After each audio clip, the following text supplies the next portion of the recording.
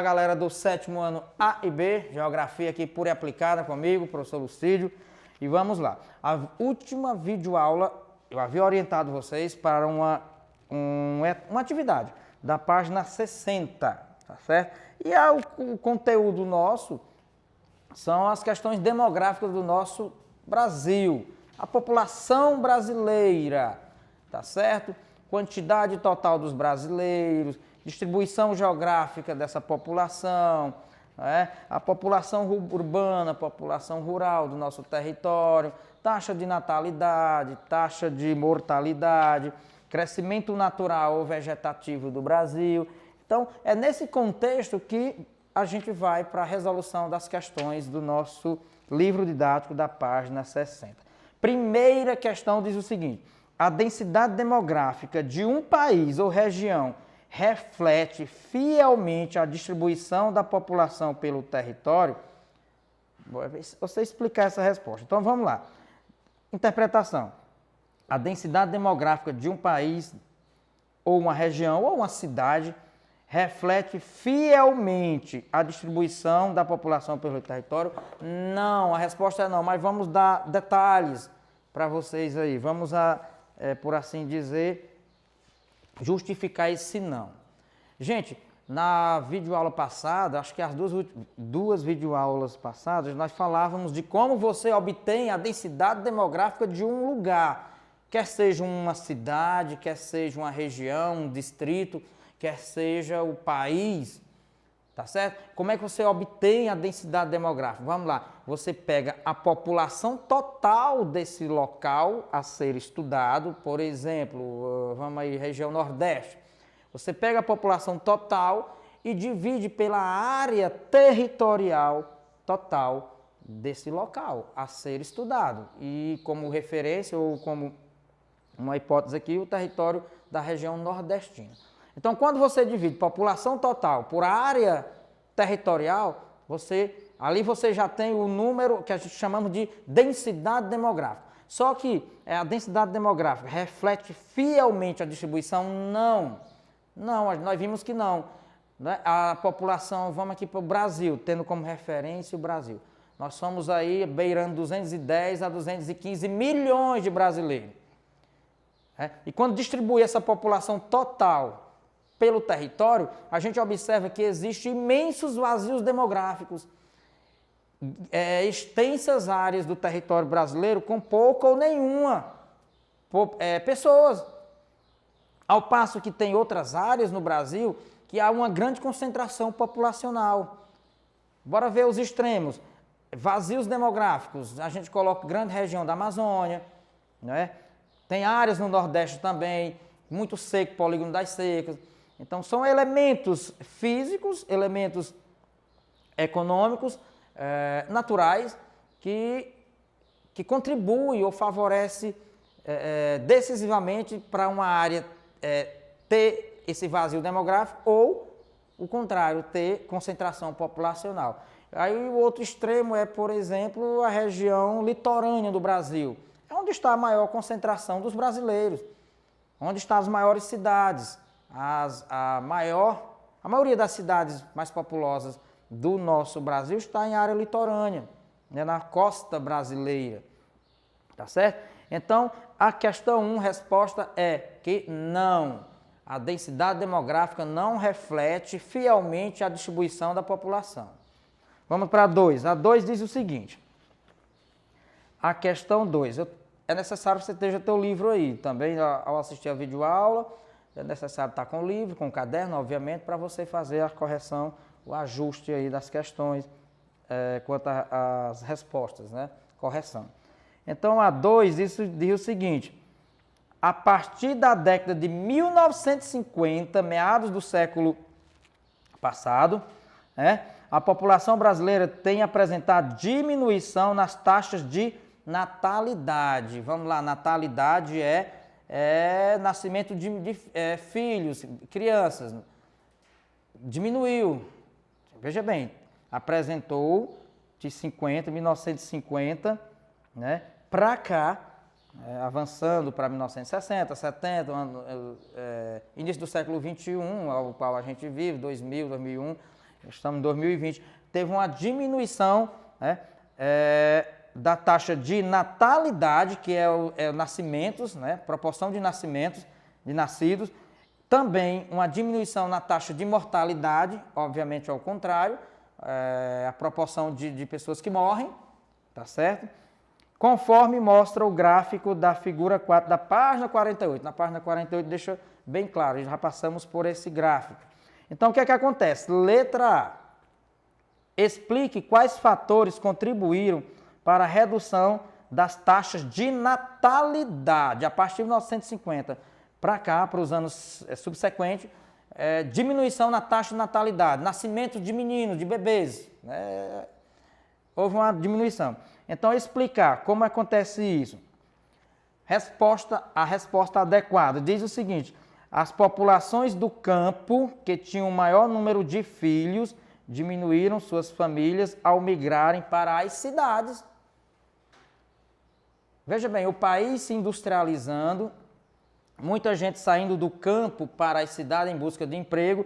Então, é um conjunto de fatores. Essa resposta da letra A é um conjunto de fatores, porém a gente vai colocar os principais, que favoreceram demais a diminuição na taxa de natalidade, a queda na taxa de natalidade, que é nascimentos de crianças. O primeiro está aí, famílias saindo do campo para a cidade, tá certo? Diminuíram suas... outro também, isso ocorre porque, razão das dificuldades de habitação e de maior participação da mulher no mercado de trabalho, além do uso de métodos contraceptivos. Ou seja, na prática, a resposta,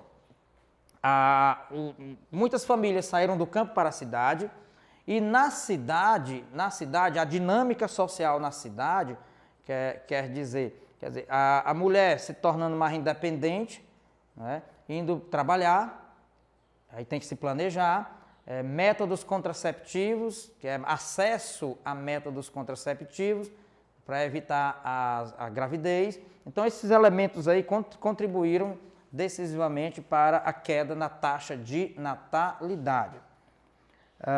A letra B do 2. Quanto à redução das taxas de mortalidade, que fatores contribuíram? Então, a gente vai selecionar 2 ou 3 fatores que contribuíram decisivamente para a queda na taxa de mortalidade. Ou seja, verificou-se que a partir de 1950 para os anos subsequentes, até hoje, 2020, houve a queda do número de pessoas que morrem, tá certo? Então, a gente seleciona 3 elementos, 2 ou 3. Primeiro, progresso da medicina, campanha de vacinação, melhoria nas condições sanitárias, progresso na medicina, o avanço da medicina, com novas técnicas, novos métodos, novas curas de enfermidades, tá certo? Outra, falei 3, então tá, avanço na medicina. O outro, a questão sanitária, melhoramento, ou seja, acesso à água potável, saneamento básico. Esses elementos contribuíram decisivamente para haver uma queda da taxa de mortalidade. Então, vamos lá, mais uma vez, a letra B do 2. A letra B do 2 é avanço da medicina, é um dos elementos, contribui para a queda da taxa de mortalidade, e questões sanitárias, né? Saneamento básico, acesso à informação é outro elemento também. E a gente vai para a questão 3, que diz o seguinte: algum membro de sua família realizou migração no interior do país? Se sim, para onde e por quê? Explica os tipos de migrações internas. Gente, essa questão, a primeira, são 2 perguntas em uma só. A primeira é pessoal, isso aí é pessoal, é o conhecimento seu, se algum parente seu, né, algum familiar seu, realizou alguma migração, né, no interior do nosso país. Então é pessoal. Quanto à outra, diz o seguinte: explica os tipos de migração interna. Gente, com relação às migrações internas, ela vem de 2 tipos. Migrações internas são fluxos populacionais dentro do próprio país, no caso o Brasil. Então, acontece dois tipos de migrações internas. A primeira é interregionais. Interregionais já diz que é entre estado. Aliás, entre regiões. Eu estou na região Nordeste. Se eu saio para a região Norte, por exemplo, o estado do Amapá, se eu vou para o estado de Manaus, então eu estou realizando uma migração intrarregional, tá certo? Entre regiões. E o outro tipo de migração interna é a intrarregionais, ocorre dentro de uma mesma região. Ou seja, tem a interregionais, é entre regiões, e tem a intrarregional, que é dentro da própria região. Se eu estou na região Nordeste, então são 9 estados. Se eu sou piauiense, você é piauiense, de repente você ultrapassa a fronteira, Piauí vai para o estado do Ceará, por exemplo. Ali está acontecendo uma migração intraestadual, que é entre estados, tá certo? Agora, quando eu saio de uma região e vou para outra região, esse tipo de migração chamamos de interregionais, ok? Vamos para a quinta questão. Gente, a quinta questão é a interpretação de um gráfico. Esse gráfico aí, que eu vou até aproximar a câmera aqui de vocês, olha aqui.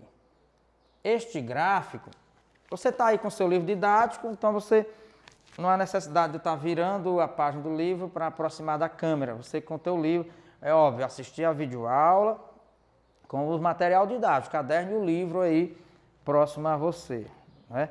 Então, esse gráfico mostra o seguinte, o Brasil tem duas informações nesse gráfico. Está o território brasileiro, com todos os seus estados, e está também, as duas informações Brasil, expectativa de vida ao nascer e proporção de pessoas de 60 anos ou mais de idade da população. Olha o período 2015, bem próximo, as informações se mudaram, mas é muito pouco. Dado na linha do tempo é muito próximo, 2015 para 2020, tá certo? Esses dados demográficos, no curto espaço de tempo, 5 anos, de 2015 para 2020, não se altera muita coisa, ok? Então vamos lá. De novo, repetindo, as duas informações que traz o gráfico expectativa de vida ao nascer e a proporção de idosos, 60 anos a mais, tá certo? Então vem a letra A. A letra A diz o seguinte, a expectativa de vida ao nascer na sua unidade da federação estava compreendida entre quais valores de 2015? Bom, interpretação de mapa. Eu tenho um cuidado, um zelo, sempre estar utilizando o mapa e colocando vocês, meus alunos, a fazer a interpretação adequada, utilizando o mapa, obviamente. A interpretação, porque o mapa ele enriquece a aprendizagem. Aí está falando de 2015, na sua unidade da federação. Qual é seu estado? Se todos da turma somos piauienses como eu, então você vai observar o mapa do Piauí, as informações de expectativa de... Vou ver aqui de novo. A expectativa de vida ao nascer, né? E também quantos anos os piauienses, a média de vida dos piauienses, vai até quantos anos, né? Espera-se que o piauiense, nós vivamos até quantos anos, a média. Bem como também a outra informação é a média de idosos de 60 anos a mais. Então, no teu Piauí, que é o meu, se você é piauiense, você vai para o Piauí, vai ver o mapa do Piauí, é óbvio que você vê aí, está a sigla PI, e vai ver a cor que está o Piauí. Está com a cor mais fraca, na tonalidade geral, você pode observar que é rosa, mas está a cor mais fraca. Então, quer dizer que no teu Piauí, respondendo a letra A esperança de vida dos piauienses é de 70,3 a 72 anos de idade. Ao nascer um piauiense, espera-se que ele vá viver, né, que é a expectativa de vida ao nascer, de 70,3 a 72 anos de idade. Tá certo? Respondendo a letra A. A letra B diz o seguinte, aponte o intervalo percentual da proporção de pessoas de 60 anos ou mais de idade da população total na sua unidade da federação de 2015. Obviamente, todas essas informações é de 2015. Então, no teu Piauí, vai para o teu mapa do teu Piauí, se você é da unidade da federação Piauí, então você vai para o Piauí. Se de repente, não sei, a naturalidade enquanto estado, unidade da federação de todos vocês, acredito eu que a maioria é piauiense, se não todos. Aí se de repente um de vocês é natural do estado do Ceará, dos vizinhos, Pernambuco, Bahia, enfim, você vai lá para o teu estado, né, e pega essas informações, ao qual eu estou orientando aqui. É simples a interpretação do gráfico, é simples. No caso, a letra B, agora que a letra B quer que você olhe para a unidade da sua federação, o seu estado, suponhamos que todos somos piauienses, então vamos para o Piauí. O Piauí tem um quadrinho, porém é o segundo menor. Esse quadrinho, o segundo menor, é que está mostrando a média de vida de pessoas no Piauí de 60 anos para frente, a mais. Então é o segundo quadrinho menor, Piauí. Então o Piauí você vai para a legenda, o segundo quadrinho menor diz que é de 11,5 a 12,8. Ou seja, no nosso Piauí até 2015, tem que verificar aqui de novo o número, não gravei aqui, 11,5 a 12,8. De toda a população piauiense em 2015, a média de idosos de 60 anos para frente da população do piauiense era de 11,5 a 12,8% de toda a população piauiense. 11,5 a 12,8 são idosos de 60 anos para frente, tá certo? Então, pessoal, a gente conclui aqui a quinta questão, depois a gente volta, próxima videoaula, concluir a atividade, tá bom? Forte abraço a todos, nos vemos em breve.